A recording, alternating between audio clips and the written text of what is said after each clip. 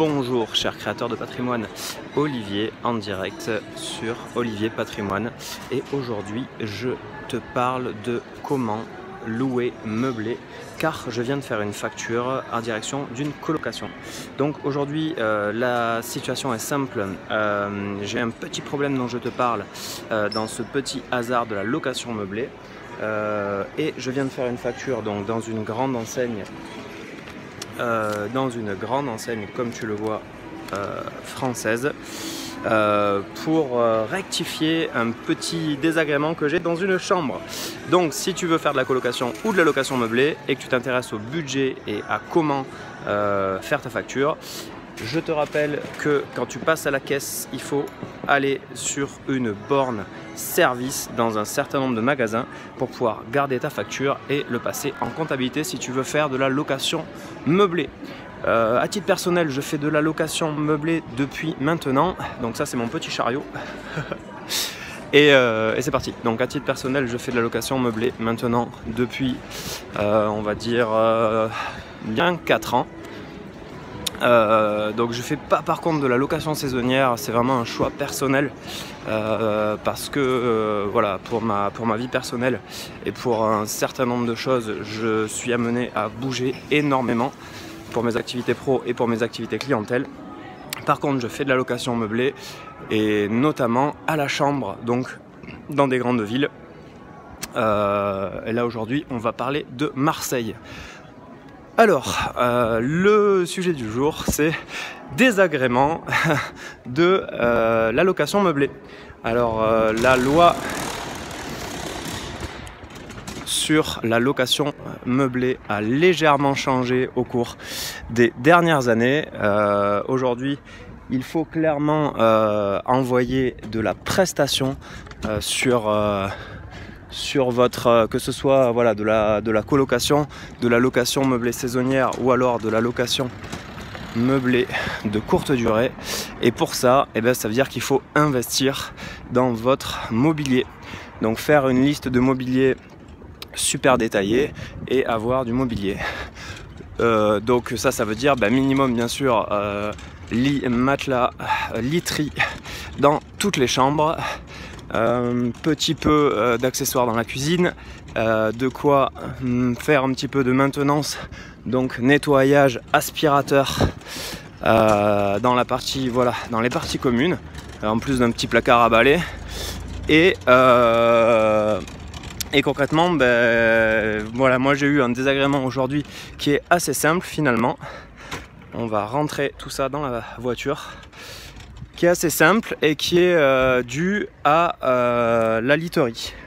Donc il se passe en fait que mon locataire, qui est donc en colocation dans mon appartement, m'a signalé qu'il y avait des problèmes d'acariens dans la piole. Alors comment est-ce que c'est arrivé? J'en ai pas la moindre idée, mais grosso modo, il est allé voir son doc et le médecin lui a dit écoutez, vous avez des acariens dans votre chambre, genre puce d'olive, un truc bien dégueulasse. Donc du coup, moi je me retrouve avec une chambre meublée, avec donc un locataire en place, qui va rester encore un petit moment. Et puis là il me dit, voilà, en gros, changement de matelas, changement de literie, traitement de la pièce, etc. etc. Donc c'est typiquement le type de désagrément que vous pouvez être amené à rencontrer si vous faites de la location meublée. Voilà, lorsque vous procurez des services et notamment de la literie à quelqu'un, typiquement vous avez très rapidement un retour sur ce type de choses. Donc typiquement à partir de maintenant, j'ai pris la décision de passer en mode, vous voyez là, antibactérien. Donc en gros je vais refaire toute la literie de la piole parce que le locataire, écoutez, moi il est en place, il fait, entre guillemets, il fait le taf, il paye bien son loyer, il est correct. Donc du coup voilà, moi ça me permet en gros de lui fournir des prestations, que lui il se prenne pas la tête. Moi je me fais un petit aller-retour à Marseille à la cool et puis voilà quoi. ça va bien le faire. Donc en gros la facture c'est un matelas donc en 140 par 190 chez une grande enseigne. Bon, il y en a pour un peu plus de 100 €. Là on passe en mode, comme je dis, protège matelas, draus lavable à 90 degrés, thé de traversin antibactérien, parce que maintenant je me ferai plus avoir une deuxième fois. Traversin antibactérien. Également la petite bombe spéciale, la spéciale parasite, de nouveau spécial parasite acarien antibactérien. Et étant donné qu'il y avait jusqu'à aujourd'hui dans la chambre et dans l'appartement un aspirateur sans sac, il faut quand même bien avouer qu'un aspirateur sans sac, quand vous donnez ça à des locataires, et ben du coup ils l'entretiennent pas et du coup l'aspirateur devient très vite dégueulasse, et donc c'est pas super cool pour votre baraque. Donc j'ai décidé de repasser en mode aspirateur avec sac, donc avec une marque de base, un aspirateur genre à 30-35 €, un petit lot de sacs pas cher, et typiquement voilà, ça me permettra de virer l'aspirateur sans sac qui était déjà dans la baraque depuis de l'ordre de 4 ans, quasiment depuis le début, ouais, depuis le début même.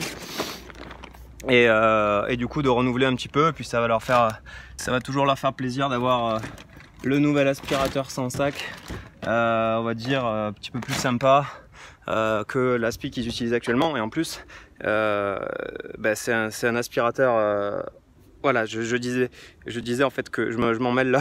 Je disais que en fait actuellement dans l'appart il y a un aspirateur sans sac et que ça pose des problèmes parce que les locataires ne l'entretiennent pas.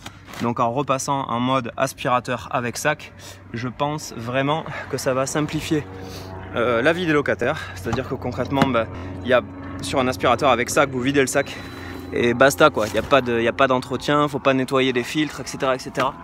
Et moi aujourd'hui je sais que ils le font pas. Parce que en gros je vais à l'appart une fois à peu près tous les 6 mois et je m'aperçois que l'aspi est dégueulasse.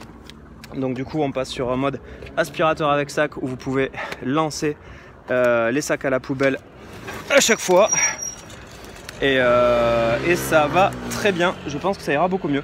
Dernier petit point, je me suis fait un petit plaisir parce que du coup moi je passe ça dans la facture. Donc j'avais besoin d'un petit four chez moi. Je ne sais pas où j'habite, et donc là vous voyez le four du jour, un bon grill micro-ondes multifonction, etc. Bon bien sûr je le fais passer sur la même facture. Point particulier, je suis pas à la TVA. Moi en LMNP vous ne récupérez pas la TVA, contrairement à certaines autres entreprises au réel. Mais par contre concrètement, ce qui est quand même cool, c'est que du coup ce sont en gros c'est vos loyers qui vous payent votre mobilier, on va dire si vous jouez bien, votre électroménager, etc. Donc du moment que vous gardez les factures et que les factures sont cohérentes, les lieux d'approvisionnement, etc. Bon moi typiquement à chaque fois que je fais une facture pour une de mes colocations ou un de mes appartements meublés, j'en rajoute un petit peu pour moi. Ça me permet de, comme dirait Robert Kiyosaki, de me payer en premier. Et puis voilà, en gros là j'ai mis 250 € de facture sur la coloc, incluant des petits bidons de lessive, parce que du coup j'ai décidé de faire des grosses machines et de les offrir aux locataires. Il y en aura peut-être un pour moi. Et 250 € et voilà. Et donc du coup genre 200 € de four. Parce que c'est un four de bonne qualité. Donc typiquement c'est ce que je fais à chaque fois, comme je vous dis. À partir du moment où vous avez 2-3 lots, 2-3 appartements, où vous faites un peu de coloc, où il y a une facture tous les 6 mois et que vous avez des loyers qui rentrent, ce qui est magique, c'est que concrètement voilà, vous êtes investisseur, vous gardez les factures, et moi ça fait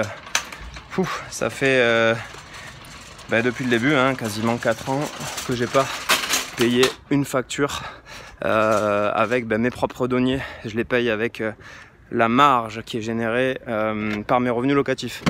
Donc ça c'est plutôt sympa.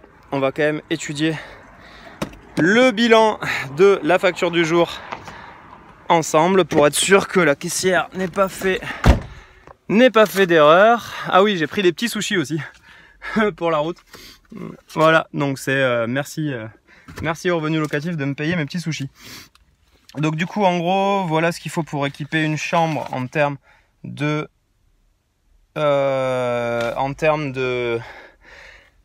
mobilier minimum. Avec le petit conseil, c'est choisissez du pas du mobilier, mais choisissez de la literie anti-acarien, parce que très sincèrement, je suis un petit peu dégoûté là de changer autant de choses dans cette chambre, mais bon, vu que c'est nécessaire, bon, il faut le faire, et tant qu'à le faire, autant le faire bien. Donc typiquement, voilà, le traversin moelleux, 19 €. Le duo mix, donc c'est de la housse de matelas. Le matelas 130 €. On est du genre à l'aise, molleton antibactérien. Thé de traversin 7 €. Drap housse 5 €. Fulgator parasite, donc c'est le petit point du jour, la bombe antibactérienne, c'est super important, qui coûte 6 € et qui est en fait qui va tuer tous les parasites qui restent. Donc là, il s'agissait de puces de lit à l'intérieur de la piole avant qu'on mette le nouveau matelas. Le total, donc le extra, c'est de la lessive 6 €. Là, on est à peu près à 129, 20.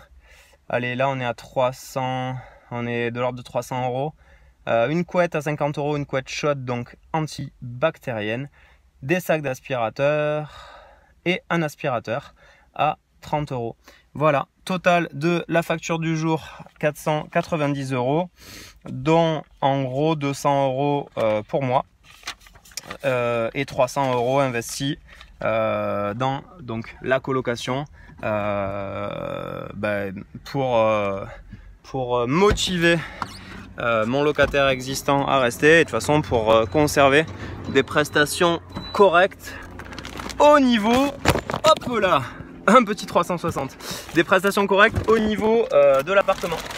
Donc voilà, si vous avez aimé cette vidéo, n'oubliez pas de faire un petit like. Si vous aussi vous vous intéressez à la colocation meublée ou à la location meublée en général, et vous pouvez également commenter cette vidéo juste en dessous. Visiter Olivier Patrimoine et rejoindre des centaines d'investisseurs qui ont décidé comme vous de mettre leur patrimoine immobilier et leur patrimoine financier au travail. Donc créons le patrimoine de votre vie et faisons travailler notre patrimoine pour nous. Merci d'avoir regardé cette vidéo. Je vous dis à très bientôt sur Olivier Patrimoine pour un autre sujet. Il est temps que je fasse un petit aller-retour et que je passe un peu de temps sur la route. Point particulier en location meublée également, si vous visitez vos appartements, bien sûr vous faites un plein de gasoil et puis voilà, vous remplissez un plein de véhicules et vous gardez la facture. Donc gardez vos factures si vous faites de la location meublée et donc fournissez-les à votre comptable le cas échéant. Très bonne journée, à très bientôt sur Olivier Patrimoine. Merci d'avoir regardé cette vidéo. Abonnez-vous juste en dessous, en cliquant juste en dessous, visitez Olivier Patrimoine et inscrivez-vous à la newsletter. Là ça bouge, donc entre Montpellier, Marseille, Narbonne, Perpignan et Nîmes, on va avoir des grosses nouvelles avec le premier séminaire du printemps pour des investisseurs du Sud. Donc restez connectés sur Olivier Patrimoine pour avoir les dernières news et à très bientôt.